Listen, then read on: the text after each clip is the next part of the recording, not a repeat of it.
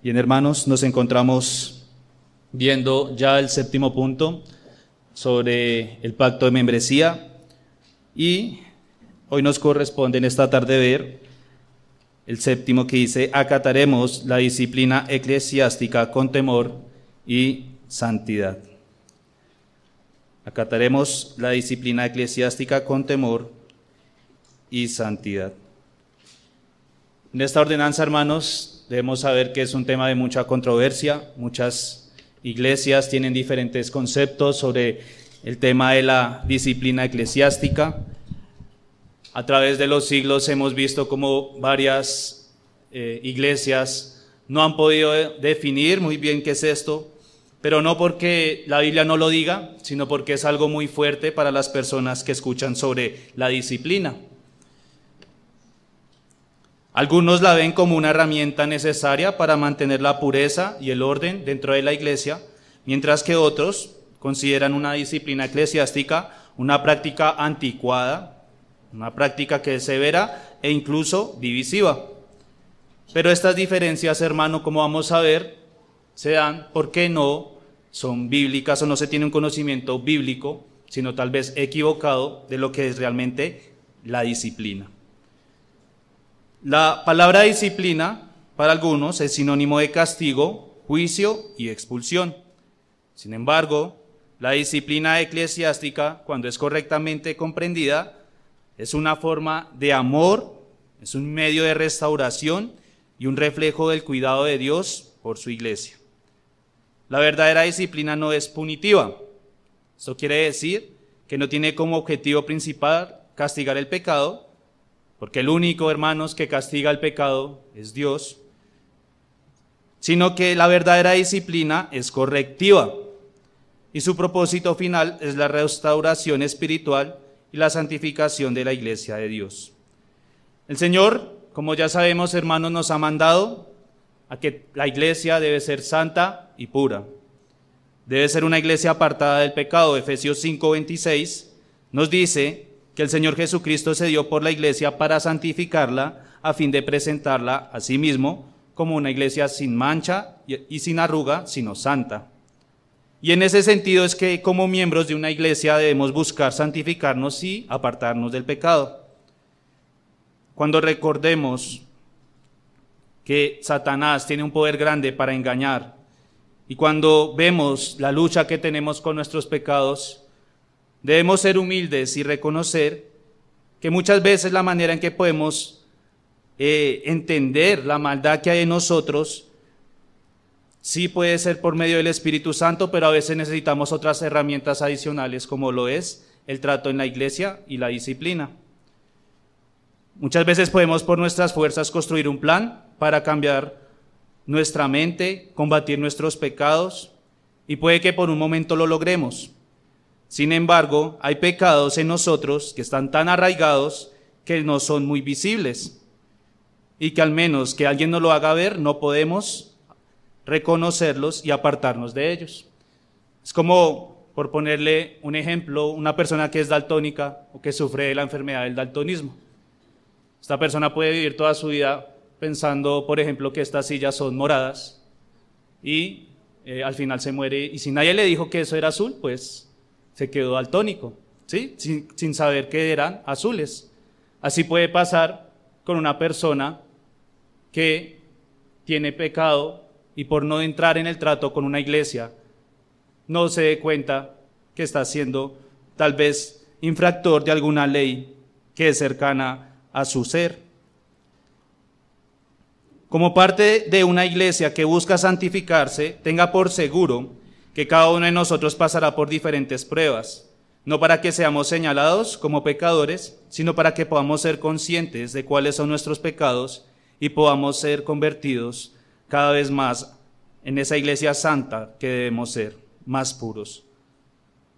Ahora bien, quiero dar primeramente un panorama general de este punto, aclarando que la disciplina es un instrumento de instrucción y corrección.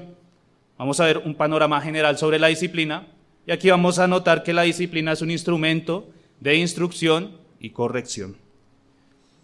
Cuando se predica la palabra de Dios, es decir, como en este momento, todos nosotros estamos siendo disciplinados de alguna manera. ¿Por qué? Porque estamos siendo exhortados y animados a vivir más santamente, más bíblicamente.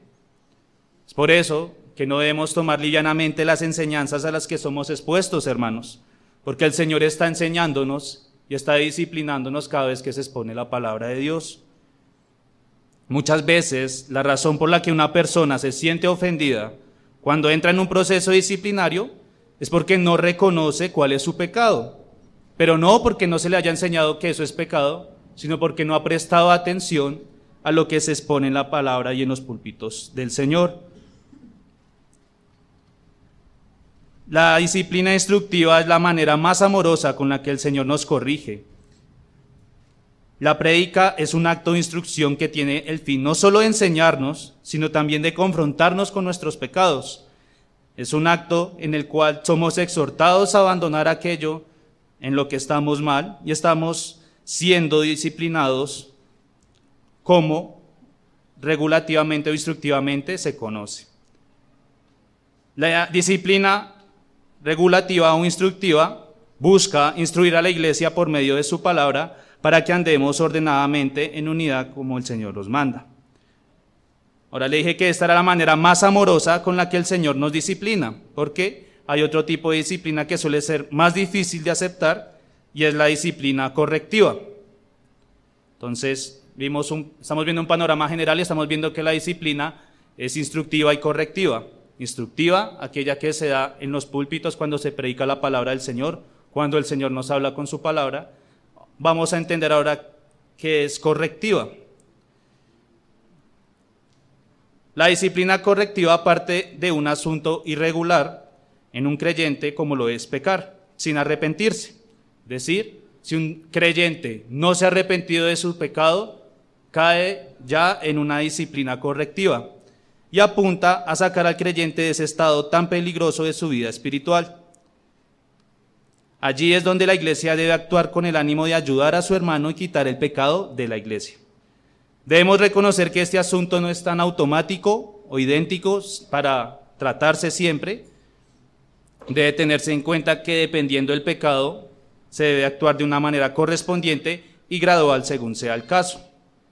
Es como ya hemos visto muchas veces, hermano, si usted tiene una enfermedad y va al médico, pues el médico le da la cura adecuada o la medicina adecuada para su enfermedad.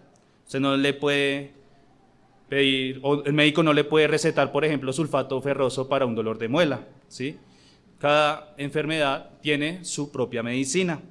Así pasa también con la disciplina correctiva. Hay pecados que tienen que tratarse según la gravedad. No se corrige de igual manera algo que pudo haber pasado por descuido, por ejemplo, o por negligencia, que aquello que se hace con intención, con premeditación. De la misma manera, en cuanto a la disciplina correctiva, debe buscarse hacer de manera gradual. No puede aplicarse sin sensibilidad de manera fuerte e inmediata, a menos de que sea un pecado público, como ya lo veremos ahorita, sino que debe ser progresiva. Debe empezar desde una reprensión verbal, privada, quizás sencilla, y después terminar, si es el caso, con una excomunión o expulsión. Habiendo entendido un poco esto de ese panorama general de la disciplina, vamos a analizar 5 puntos de la disciplina eclesiástica. 5 puntos de la disciplina eclesiástica. Lo primero que veremos es la proveniencia. ¿De dónde proviene la disciplina? ¿Es acaso bíblico este concepto? ¿Lo practicaba la primera iglesia? Lo segundo es la necesidad de la disciplina. Sabiendo que Dios es justo y Él castiga, aún así es necesario que la iglesia discipline. Tercero, la manera de ejercer la disciplina. ¿Cómo se debe disciplinar a una persona que está en pecado en una congregación? Cuarto, veremos la excomunión, ese estado final de la persona que no ha corregido su pecado. Y quinto, la manera en que se debe acatar la disciplina. Si alguien cayó en disciplina, ¿cuál es la manera en que debería estar o dirigirse en esta situación? Entonces empecemos, hermanos, con la proveniencia de la disciplina, la proveniencia de la disciplina eclesiástica. Lo primero, hermanos, es que claramente esto no es una invención humana, no es una tradición eclesiástica que se dio después de los tiempos apostólicos, sino que como todas nuestras doctrinas se encuentran claramente expresadas en la misma Escritura. Aquí vemos cómo Dios, como Padre amoroso, establece la disciplina como un medio para guiar a su pueblo en el camino de la justicia y la santidad. Vamos a ver en este punto 5 fuentes que habla la Biblia del tema de la disciplina eclesiástica y corroboraremos que su base realmente se encuentra en las Escrituras. 5 fuentes que nos muestran que la proveniencia viene de las Escrituras. La primera es la manera como Dios trata con su pueblo. La manera como Dios trata con su pueblo. Entonces, hay una fuente que es clara en las Escrituras y es que Dios trata con su pueblo o ha tratado con su pueblo a través de la historia por medio de la disciplina. Desde el Antiguo Testamento vemos, por ejemplo, a Israel cuando se desvió de sus mandamientos en Éxodo 32-34, cómo se nos dice que él va a castigar a los israelitas cuando adoraron, por ejemplo, el becerro de oro, dice allí, Éxodo 32-34. Ve, pues ahora, lleva a este pueblo a donde te he dicho, he aquí mi ángel irá delante de ti, pero en el día de castigo yo castigaré en ellos su pecado. Entonces, note, hermano, de este texto que Dios sigue siendo paciente, porque Él dice que iba a seguir guiando al pueblo y lo llevaría a la tierra prometida, pero dice que en el día del castigo Él castigaría su pecado. Es decir, que el Señor tenía misericordia, pero también ejercía la justicia a través del castigo, es decir, hacía disciplina. Job 5:17 nos muestra cómo incluso ese castigo que viene de Dios hace parte de esas bienaventuranzas con las que Él trata a sus hijos. Job 5:17 dice, he aquí, bienaventurado es el hombre a quien Dios castiga, por tanto no menosprecies la corrección del Todopoderoso. Se nos llama a no menospreciar la disciplina o el castigo de Dios. ¿Por qué? Porque es una bendición ser corregidos por Dios de nuestros pecados, hermanos. Note también como en Deuteronomio 8:5 y Proverbios 3:12, ambos textos nos muestran la manera en que Dios disciplina a su pueblo, que como ya lo dijimos, no tiene el propósito de condenarlos, sino de restaurarlos como un padre. Deuteronomio 8:5 dice, reconoce a sí mismo en tu corazón que como castiga el hombre a su hijo, así Jehová tu Dios te castiga. Y Proverbios 3:12 dice, porque Jehová al que ama castiga, como el padre al hijo a quien quiere. Quienes son padres deben conocer claramente cómo es este sentimiento o cómo ejercen la disciplina con ese amor. No tiene el propósito de hacerlos sufrir, sino de corregirlos y apartarlos del mal. Así nos muestra la Biblia que Dios hace con sus hijos. Y es que cuando le llamamos Padre, debemos saber que estamos considerándolo completamente como un Padre, no solamente como aquel que nos da misericordias, sino como también como el que nos disciplina. ¿Qué mayor muestra de un padre sino la corrección, como podemos leer en Hebreos 12, 5 al 10? Ustedes pueden leer este texto allí en sus casas. Voy a leer el versículo 8, dice, pero si se os deja sin disciplina, de la cual todos han sido participantes, entonces sois bastardos y no hijos. Entonces, el que no es disciplinado, dice la Biblia, que es un bastardo, o sea, sin padre, porque Dios a sus hijos los disciplina. Esta primera fuente nos muestra entonces, hermanos, que esa manera en que Dios se relaciona con el hombre, o en la manera en la que Dios se relaciona con el hombre, incluye la disciplina. Es un Dios de amor, de misericordia, pero también es un Dios que disciplina a su hijo. La segunda manera o la segunda fuente que vamos a ver de por qué o de dónde surge la disciplina, es por la ordenanza explícita de Cristo como cabeza de la iglesia. Hay una segunda fuente donde podemos ver que esto está en las Escrituras o se deriva de las Escrituras, y es la ordenanza explícita de Cristo como cabeza de la iglesia. Es decir, hay textos que corroboran que Cristo claramente ordenó a su pueblo a que ejerciera la disciplina. Mateo 18, 15 al 18, como lo vimos esta mañana, nos enseña ese proceso que deben seguir los hermanos de una iglesia con aquellos que se encuentran o han caído en pecado. Y esto ha sido, como usted puede leer allí, enseñado por el mismo Señor Jesucristo. Vamos a leerlo nuevamente, dice allí: por tanto, si tu hermano peca contra ti, ve y repréndele estando tú y él solos. Si te oyere, has ganado a tu hermano. Mas si no te oyere, toma aún contigo a uno o dos, para que en boca de 2 o 3 testigos conste toda palabra. Si no los oyere a ellos, dilo a la iglesia. Y si no oyere a la iglesia, tenle por gentil y publicano. De cierto os digo que todo lo que atéis en la tierra será atado en el cielo, y todo lo que desatéis en la tierra será desatado en el cielo. Más adelante vamos a desglosar un poco qué quiere decir cada una de estas partes, pero note, hermano, que aquí hay un mandato claro del Señor Jesús, y es que aquel hermano que ha caído en pecado, dice que se debe llamar a la corrección, dice: ve y repréndele. El Señor Jesús está diciéndole: si un hermano lo ofendió, vaya y repréndalo, es una ordenanza. Mateo 16, 18 al 19 también nos muestra esa autoridad que el Señor ha dado a la iglesia para ejercer la disciplina y permitir o negar el acceso para que pueda ser parte del cuerpo de Cristo una persona. Mateo 16, 18 al 19 dice: y yo también te digo que tú eres Pedro, y sobre esta roca edificaré mi iglesia, y las puertas del Hade no prevalecerán contra ella.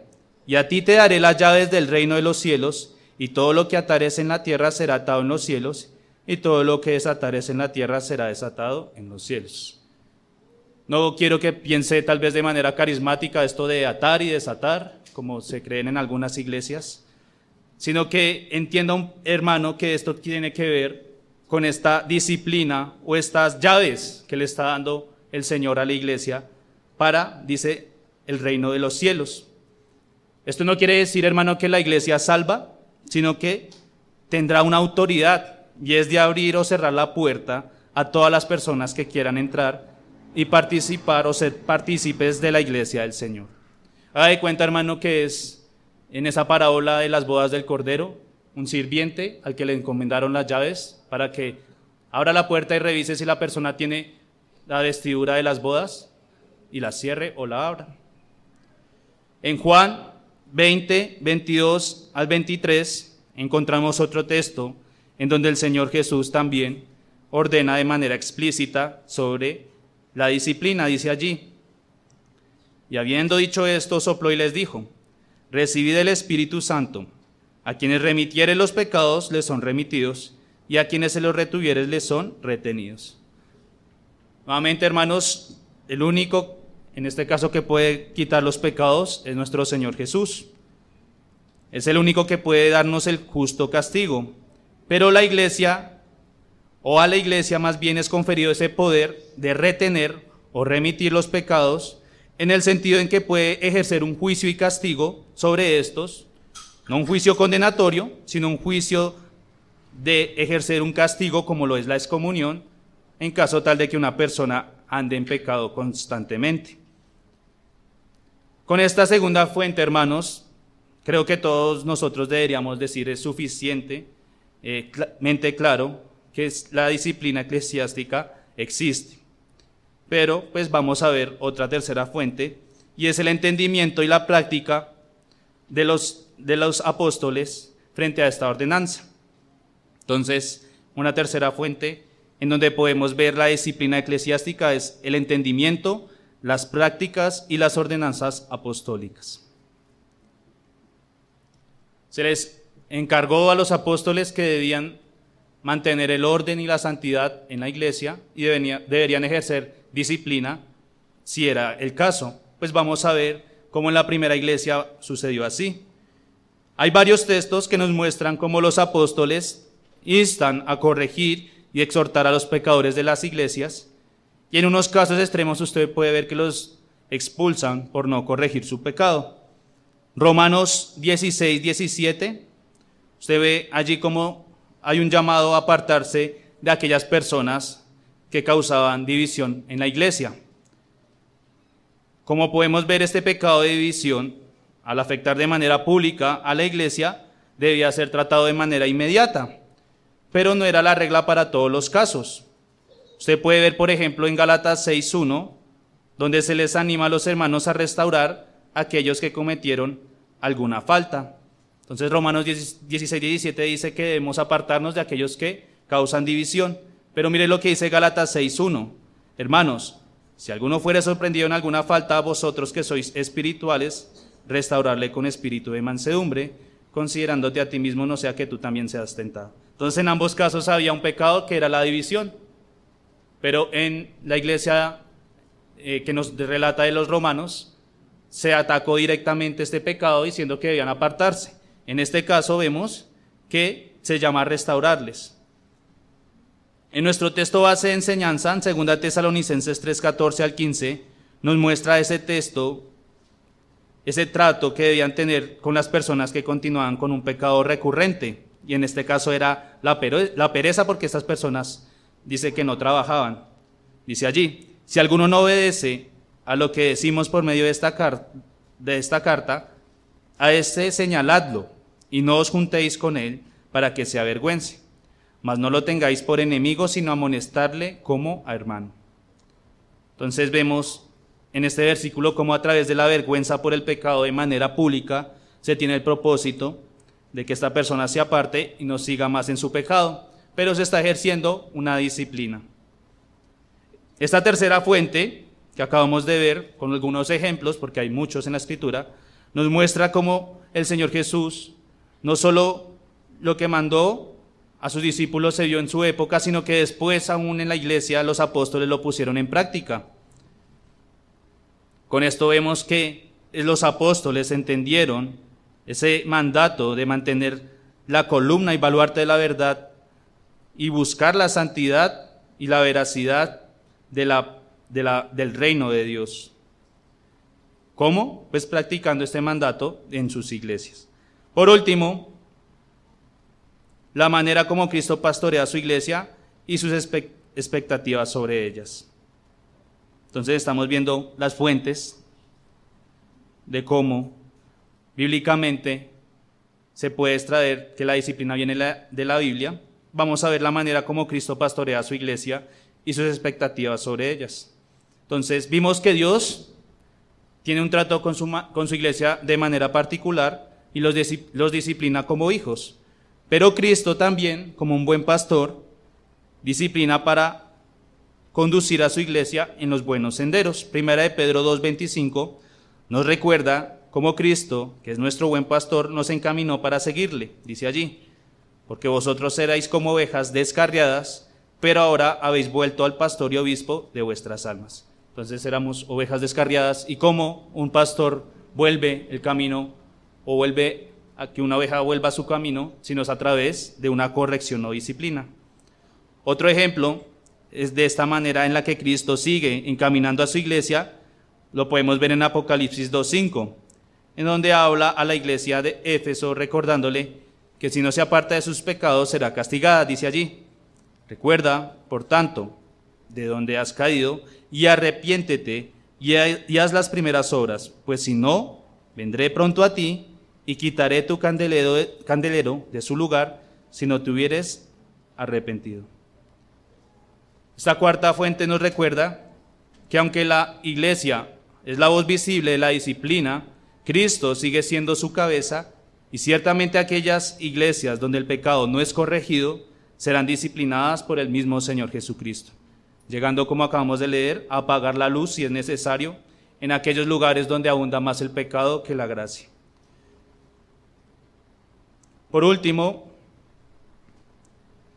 voy a citar una quinta fuente que no tiene que ver con su argumento bíblico, sino más la historia en los mejores momentos.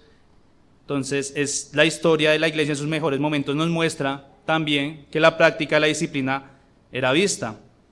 Aquí me refiero a la época de los puritanos, donde vemos que estos hombres también entendían que la disciplina era parte de lo que la iglesia debía practicar. Podemos leer, por ejemplo, en nuestra confesión de fe, en el capítulo 26, en el párrafo 12, cómo la disciplina eclesial se tenía en cuenta. No hay un capítulo específico que diga la disciplina eclesial, pero entre sus capítulos aquí sobre la iglesia podemos ver que sí estaba inmerso. Dice allí, nuestra confesión de fe 26, 12 dice: todos los creyentes están obligados a unirse a iglesias locales cuando y donde tengan oportunidad de hacerlo. Asimismo, todos aquellos que son admitidos a los privilegios de una iglesia también están sujetos a la disciplina y el gobierno de la misma conforme a la norma de Cristo. Entonces vemos, hermanos, que aún ellos reconocían que aquellos que ingresaban a la membresía de una iglesia no solo tenían derecho a los privilegios, sino que también estaban sujetos a la disciplina y gobierno de su iglesia local.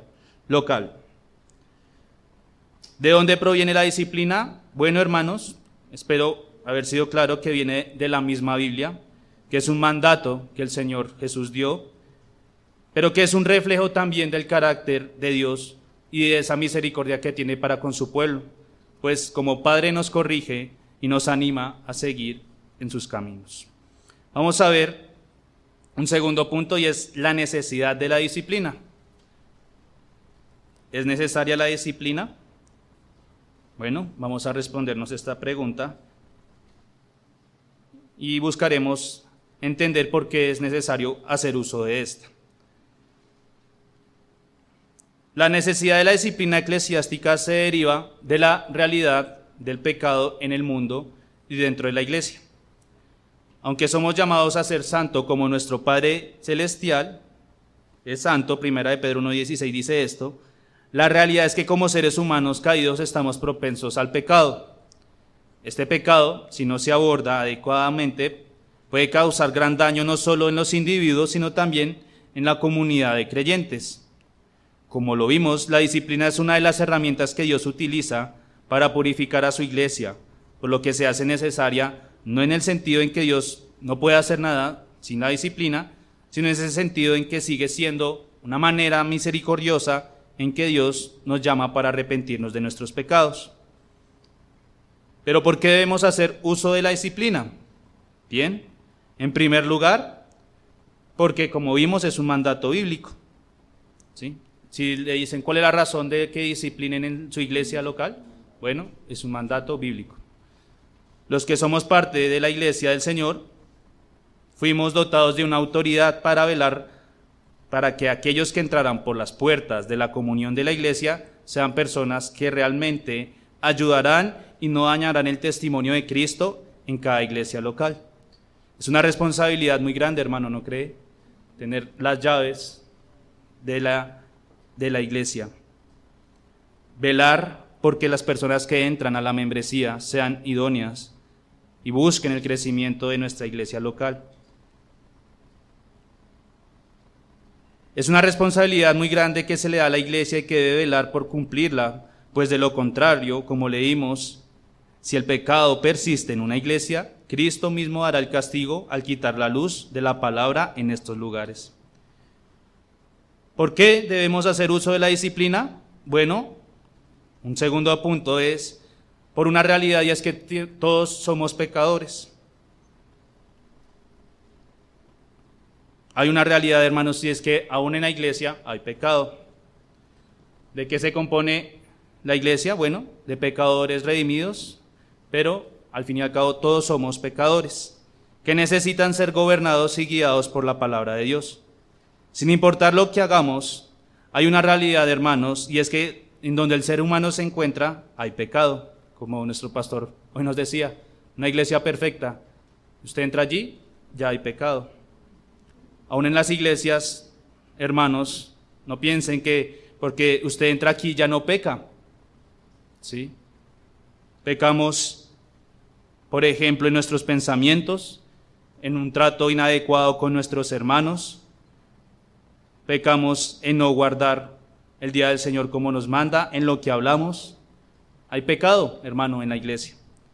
Por lo que entendiendo que el pecado está presente, así como en la primera iglesia se exhortaba a ejercer la disciplina para atacar el pecado, así hoy en día es necesario corregir y exhortarnos como hermanos para quitar el pecado del medio de nosotros. Y una tercera razón es a causa del solemne llamado a la santidad de la iglesia. Un solemne llamado a la santidad de la iglesia. Y es que es triste, hermano, ver cómo ese mandato es muchas veces visto como algo legalista. Una iglesia que practica la disciplina eclesiástica está vindicando la integridad y el honor de Cristo al demostrar la fidelidad a sus principios y aborrecimiento al pecado. Cuando una iglesia no es fiel a corregir el pecado, está siendo propensa a que el mundo e incluso sus mismos miembros la desacrediten. Imagine, por ejemplo, hermano, que en una iglesia se le exhorta todo el tiempo que usted tiene que guardar el día del Señor, se le instruye la importancia del día del Señor, se le dice cuáles son las razones por las que debe guardarlo y cómo debe guardarlo. Y en la práctica usted ve, por ejemplo, que hay eventos puntuales como un partido de fútbol, festividades, un cumpleaños, y esta iglesia ahí se detiene de guardar el día del Señor. ¿Ustedes creen que eso sería un buen testimonio de una iglesia de Cristo? No. No estarían ejerciendo lo que el Señor nos ha mandado.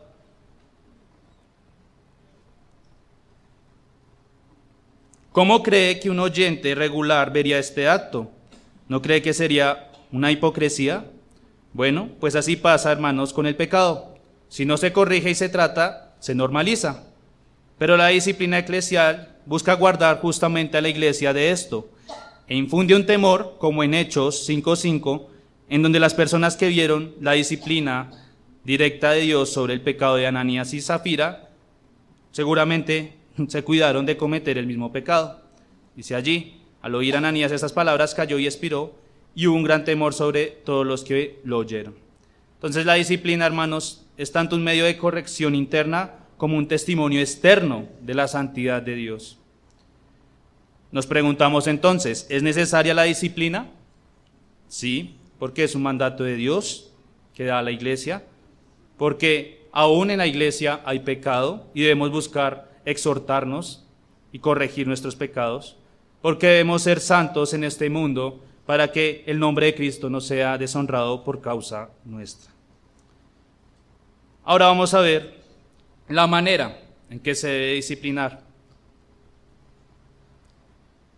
la manera en que se debe ejercer o se debe hacer la disciplina. Entonces, como le dije, hay varias maneras o hay varios pecados que se pueden ver en la iglesia y debemos entender cómo debe tratarse cada uno de ellos.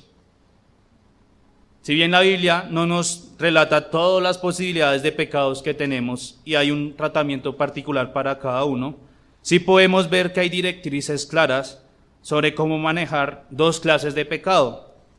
Vamos a ver una manera de tratar los pecados privados, comunes o menores, y otra que es la manera de tratar los pecados públicos, escandalosos, sostenidos o mayores.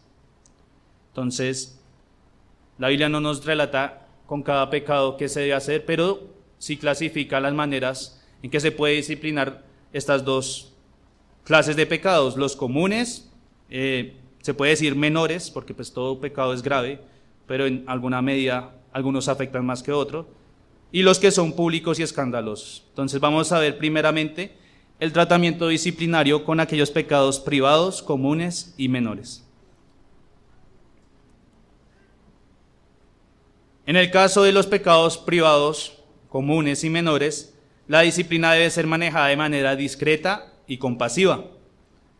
Estamos hablando de aquellos pecados que pueden ser tratados por dos personas o por un grupo limitado, donde los asuntos pueden llevarse gradualmente y prudentemente sin necesidad de alterar el orden de una iglesia. Se pueden tratar sin necesidad de inquietar a más hermanos, salvo a los que están involucrados en el asunto. Como leímos en Mateo 18, 15 al 17, se nos menciona esa regla o ese proceder en esa clase de pecados privados inicialmente que se pueden tratar. Primero en el versículo 15 dice: por tanto, si tu hermano peca contra ti, ve y repréndele estando tú y él solos. Si te oyeres, has ganado a tu hermano. Entonces usted puede ver aquí que hay un enfoque y es una restauración personal y rápida y discreta. No le tuvo que decir a todo el mundo que este hombre estaba pecando, sino que si fue ofendido, dice: ve tú y él solos y repréndele.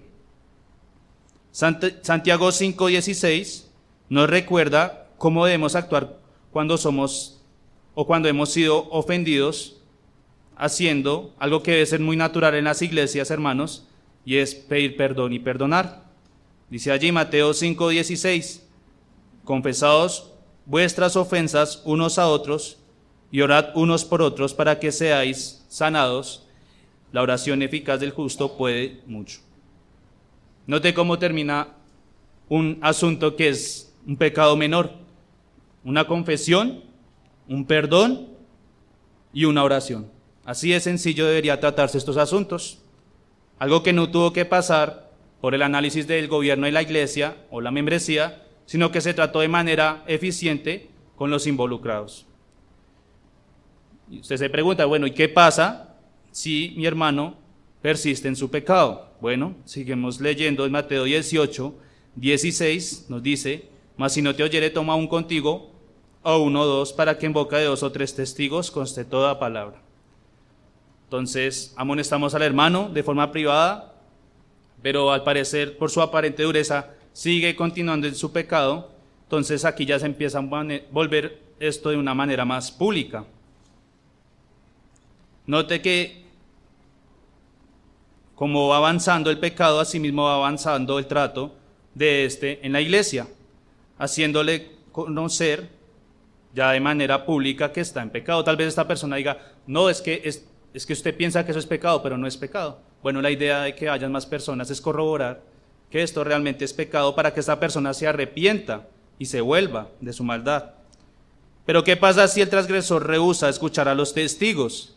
Bueno, el versículo 17 nos dice: si no los oyere a ellos, dilo a la iglesia, y si no oyere a la iglesia, tenle por gentil y publicano.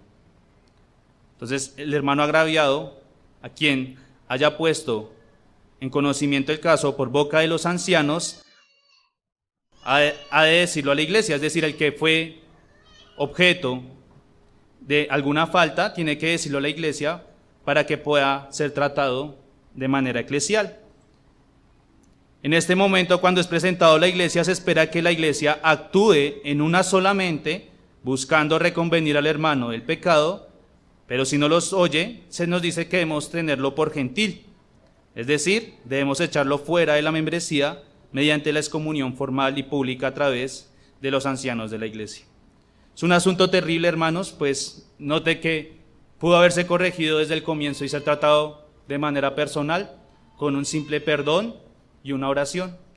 Pero una persona que persiste y no se aparta de su pecado, pues lamentablemente va a llevar esta consecuencia. Un pecado que no es tratado puede llevar a un hombre a ser terco y no dejarse corregir con amor, sino tal vez se enorgullece y se cierra a la corrección de la iglesia. Ahora veamos qué pasa con los pecados que son públicos, escandalosos, sostenidos o mayores. Entonces, vimos en una primera medida el tratamiento de los pecados que son privados y menores. Ahora veamos los que son públicos y escandalosos o mayores. Para los pecados públicos, escandalosos o sostenidos, la disciplina debe ser más formal y pública. Estos son pecados que son evidentes para la comunidad y que pueden dañar gravemente el testimonio de la iglesia si no se abordan de manera inmediata. Son aquellos que por naturaleza afectan a muchos y son de carácter escandaloso. Pueden ser, por ejemplo, inmoralidad sexual, puede ser el fraude, puede ser la herejía o la rebeldía contra la autoridad eclesiástica. Estos pecados, la mayoría de veces, no necesitan gradualidad, es decir, no necesitan un procedimiento, pues el tiempo que tarden en corregirse va a ser dañino para la iglesia, pues alterará la paz y el orden de esta. Claramente también dependemos de la luz que nos dé la Escritura para entender si el ofensor hace con intención o comete con intención este pecado, y debemos corroborar si está realmente obstinado en seguir en este. ¿Cómo sabemos entonces, hermano, la intención de una persona, o cómo sabemos qué tan grave es el pecado que está cometiendo para aplicarle de manera un tratamiento público inmediato? Bueno, para esto debemos ser sensibles a que no sabemos todo, pero que debemos guiarnos por la palabra de Dios. Habrán pecados que, aunque sean públicos, deberán analizarse y deberán llevarse a la iglesia y a los ancianos para que podamos ver si es realmente un pecado que va a atacarse de inmediato o debe ser tratado de una manera regular. Mire cómo en Tito 3:10 se nos muestra el pecado de división con un trato diferente. Dice allí: al hombre que cause divisiones después de una y otra amonestación, deséchelo. Entonces, como vimos, hay un pecado de división, la iglesia debe actuar claramente, porque si la división causa que la iglesia desaparezca, pues no debemos dejarlo avanzar. Pero en este caso dice que debe amonestarse una y otra vez, es decir, que dependiendo de la circunstancia, por ejemplo aquí puede que no haya hecho aún mucho daño, entonces se puede tratar. La gravedad de la disciplina debe coincidir con la gravedad del pecado y con la falta de arrepentimiento por parte del pecador. Un pecado que daña el buen nombre de la iglesia de Cristo o que cause la separación de la iglesia debe ser tratado de manera inmediata antes que por su naturaleza cause un daño irreparable. Vamos a ver ahora la excomunión. La excomunión. La excomunión es la forma más severa de disciplina eclesiástica y debe ser considerada solo cuando todos los medios de corrección han fallado. Este es el último recurso cuando el pecador se ha negado obstinadamente a arrepentirse y ha demostrado que no desea someterse a la autoridad de la iglesia ni vivir de acuerdo a las enseñanzas de Cristo. La excomunión en esencia es la exclusión del pecador de la comunión y los sacramentos de la iglesia. No se toma a la ligera, pues implica una declaración de que la persona está en peligro espiritual y está fuera de la protección y bendición de la comunidad de los creyentes. El trato hacia una persona que está excomulgada no solo se pierde en asuntos espirituales, sino también en asuntos seculares, como nos dice 1 de Corintios 5:11, donde se nos dice que estas personas, que se llamaron en algún momento nuestros hermanos, pero ya no lo son, no deben participar ya de nuestra comunión, dice allí.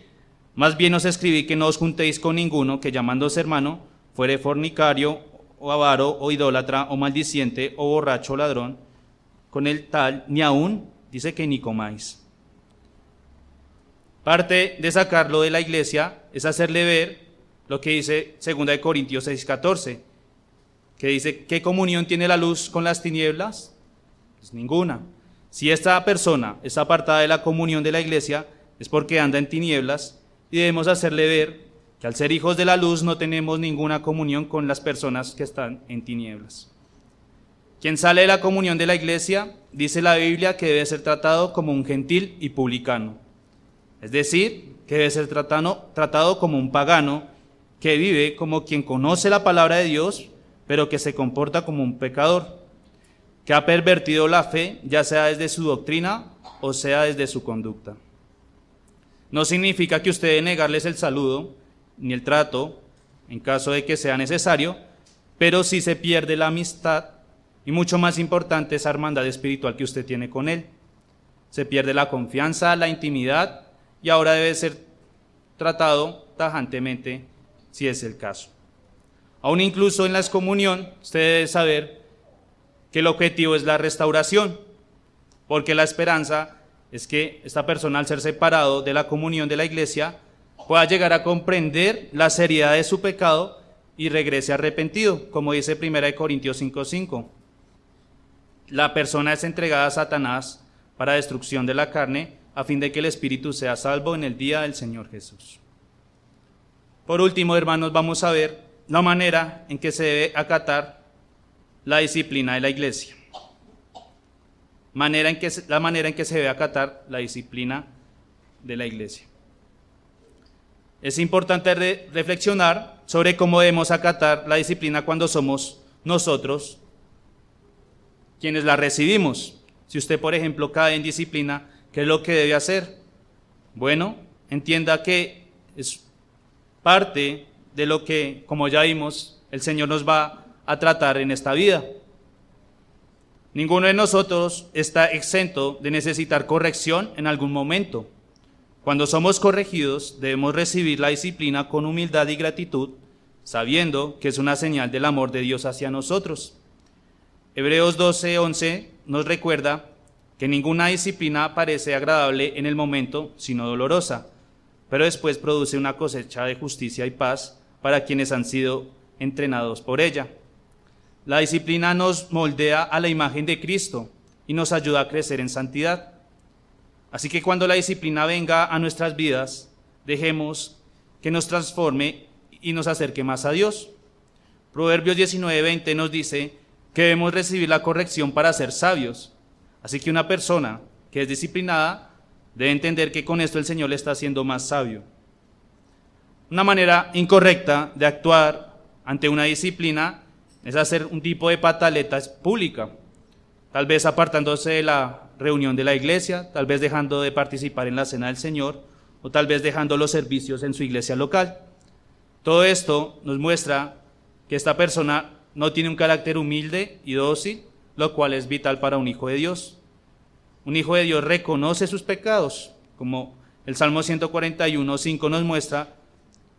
El creyente recibe la corrección como un favor, dice allí, que el justo me castigue será un favor, y que me reprenda será un excelente bálsamo. Debe arrepentirse esta persona sin demora y soportar con paciencia las consecuencias de su pecado, tal y como se nos enseña en Hebreos 12:7. Si soportáis la disciplina, Dios os trata como a hijos. Pero hermano, el individuo que es objeto de disciplina no es el único que debe actuar en estas situaciones, sino que la iglesia también está llamada del mismo modo a que si una persona entra en disciplina, debe procurar la restauración de su hermano, como dice Santiago 5:19 y 20, dice allí: si alguno entre vosotros se ha extraviado de la verdad y alguno le hace volver, sepa que el que hace volver al pecador del error de su camino, salvará de muerte un alma y cubrirá multitud de pecados. Estamos llamados a actuar cuando vemos a un hermano que ha caído en pecado. Cada uno de nosotros tenemos una responsabilidad con nuestro hermano. Y es que al ser parte de la familia de Cristo, debemos animarnos a seguir en los caminos del Señor. Muchos dicen, eso de animar y ayudar al hermano es solo para aquellos que son carismáticos, que se les da el hablar con las demás personas con amor. Bueno, pues esto no es bíblico, hermanos, porque Romanos 15:14 nos dice que cada uno de nosotros hemos recibido la instrucción de la palabra y debemos ser capaces de dar consejo bíblico.